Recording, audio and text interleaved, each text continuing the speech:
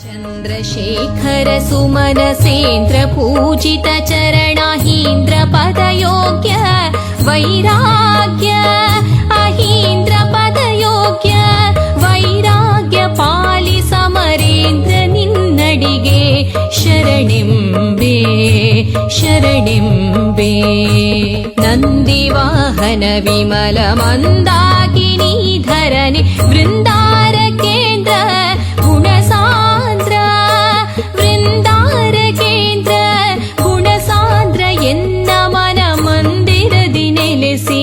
ಸುಖವಿಯೋ ಸುಖವಿಯೋ